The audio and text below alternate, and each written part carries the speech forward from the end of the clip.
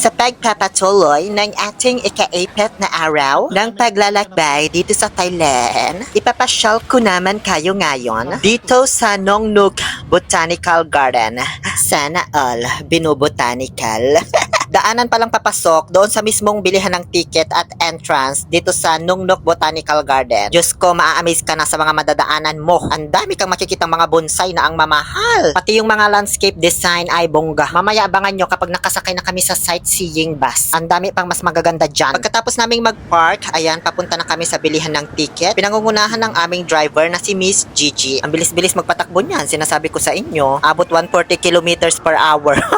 Siya na nagpunta doon sa may ticketing kasi hindi kami mismo bumili dito sa Nongnuk Garden ng ticket. Yung travel agency na mismo namin ang nag-book ng ticket para sa amin. Mas mura kasi siya. 600 baht ang pinakamurang entrance fee dito. Admission lang po yun. Yung papasok ka lang sa loob tapos iikot-ikot ka, magpipicture, ganyan. Pero yung binook po sa amin, yung package 8, yung kasama na po lahat. Mula sa sightseeing bus, buffet lunch, cultural show at elephant show sa halagang 850 baht lamang po. Pero kapag dito ka bibili, mahal 1.5. Kaya ang swerte namin kasi tinanggap namin yung offer ng travel agency na sila na magbili ng ticket para sa amin. Mas mura pala pag sa kanila ka bibili. Hindi ko nga lang alam kung paano nila ginawa yon. Ayoko nang problemahin pa, basta ang mahalaga nakatipid kami.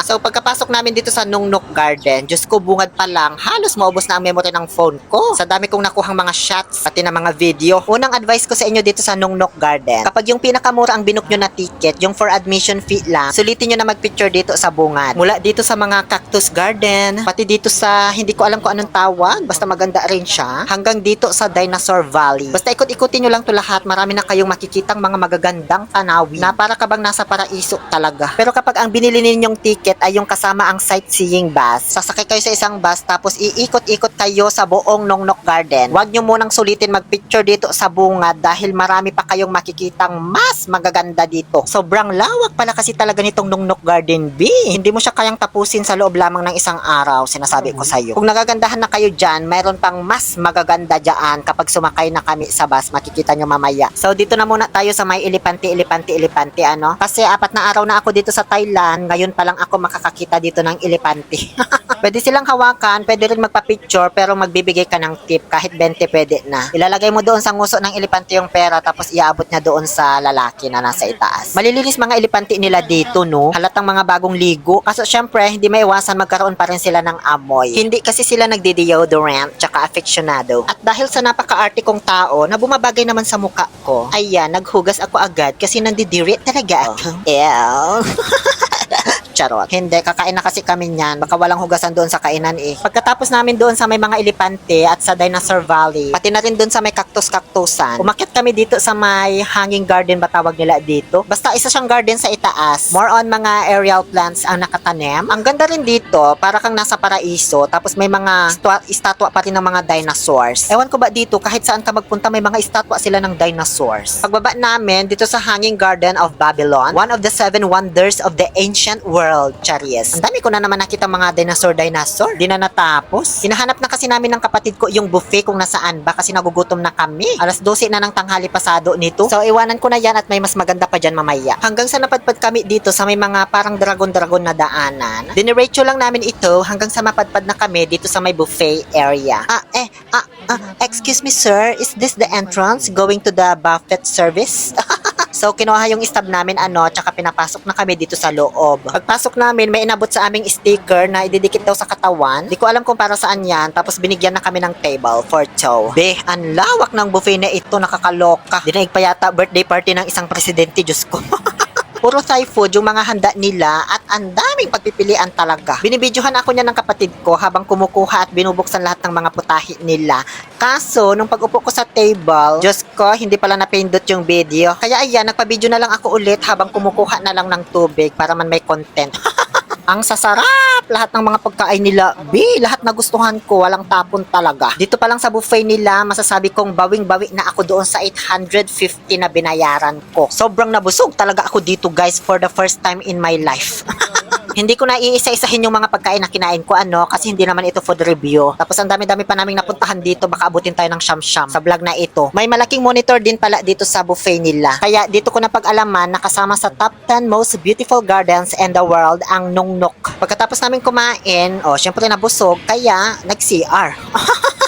Next na destination namin dito sa Nongnok Garden na nasa ticket namin ay yung Cultural Show and Elephant Show. So hahanapin namin kung saan ang entrance nun. Ano ba to? Ba't may mga pausok-usok naman ba? Nagmukha man tuloy ako mangkukulambi. At ito na po yung entrance papasok doon sa teatro nila. So anong gagawin namin? Malamang papasok, entrance nga, 'di ba? Nasa ticket na namin yung time kung kailan magsisimula yung Cultural Show at Elephant Show. Buti nga sumakto pagkatapos namin kumain ng lunch. 1:30 PM yung start at nasa 30 minutes yung itatagal nung show, Boulevard. Ngayon, andito na po kami sa loob ng theater. Hanapin na lang namin yung upuan namin kung saan banda. Hindi ko na masyadong ipapakita itong cultural show sa inyo kasi sobrang haba po ng video ko dito. Tapos puro performance ng sayaw yung ginawa nila dito. Alangan i-voice over ko yun, diba? So, i-upload ko na lang po siya separately kung hindi makopyright yung mga music na ginamit, ha? Basta masasabi ko lang, maganda yung performance nila kasi pakak na pakak yung mga costume. Costume pa lang, maa-amaze ka na talaga. Lalo na yung mga props. Pagdating naman sa sayaw, normal na cultural dance pero hindi siya ganun ka-extraordinary ha. Huwag kayo mag-expect. Natuwa lang ako dito kasi nung biglang lumabas na yung mga trans women tapos nag-perform sila ng mga sayaw, hiyawan talaga ang mga tao. Natuwa lang akong malaman na bahagi ng kanilang cultural show ang mga trans women performance. Pagkatapos dito sa cultural show, sunod naman po ang elephant show. Ibang theater din yun syempre kaya hahanapin ulit namin. Pero madali lang naman naming nahanap kasi sumunod lang kami sa agos ng mga taong nanood din dito sa cultural show kasi doon din naman sila papunta lahat. Ang dami ring tao dito, Diyos ko. Abot din 30 minutes yung performance ng mga elepante dito. Kaya hindi ko na rin ipapakita sa inyo ng buo. Ibubukod ko din siya ng pag-upload, okay? So bago magsimula yung show, nag-picture taking muna yung mga gustong mag-picture. Kasama yung elepante. Pwede kang sumakay doon sa likuran nila. Pwede ring bitbitin ka gamit yung kanilang mga ilong. Tapos itataas ka. Tulad dyan sa nakikita ninyo. Pero syempre may bayad dyan, 100 baht yata. Pinapasubukan sa akin ng kapatid ko. Kaso nahiya man ako pag titinginan ako dyan habang binubuhat ng elepante.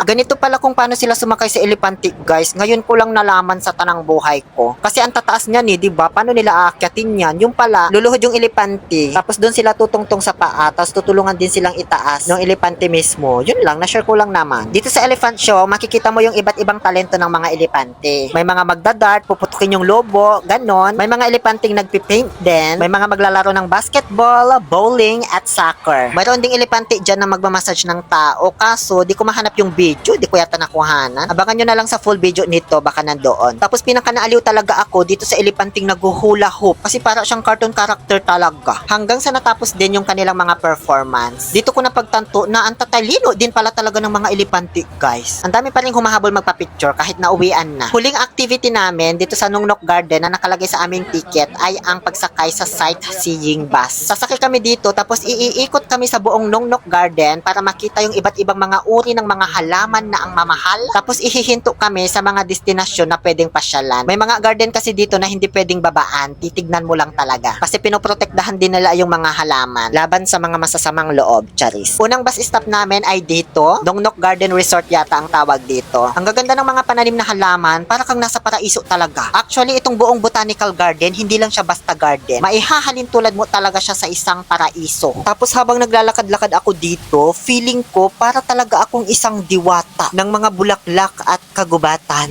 Hindi ng Paris overload. May mga ibong adar na din pala dito na pwede kang magpa-picture. May bayad 50 baht. Mayroon din ditong ilog na pwede kang mamingwit. Naloka ako, para iso nga talaga tubig kasi sagana sa isda talaga, ang dami. Ang sarap lambatin, kaso bawal, bingwitin mo lang talaga. Pagkatapos namin dito sa Nongnok Garden and Resort, sumakay ulit kami sa bus. Tapos nilibot-libot pa kami dito sa mga garden. Ay tay, nagbibideo po ako, di ko po makuha na ng maigi. Charot.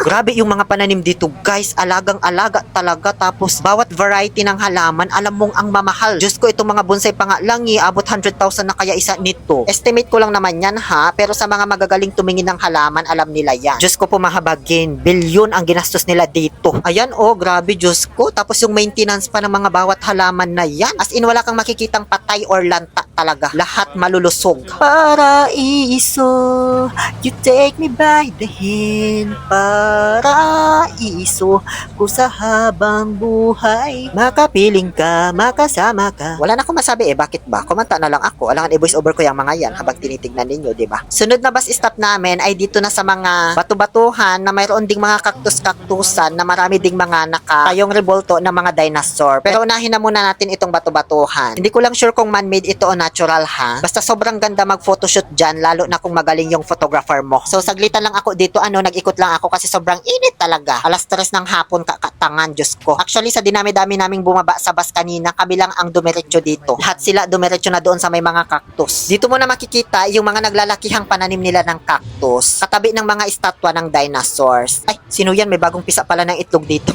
Umakyat kami sa itaas para mas ma-appreciate namin yung overlooking view niya. Ganyan siya kaganda. Paraiso talaga, be. Ayoko nang magsalita. Pagod na ako.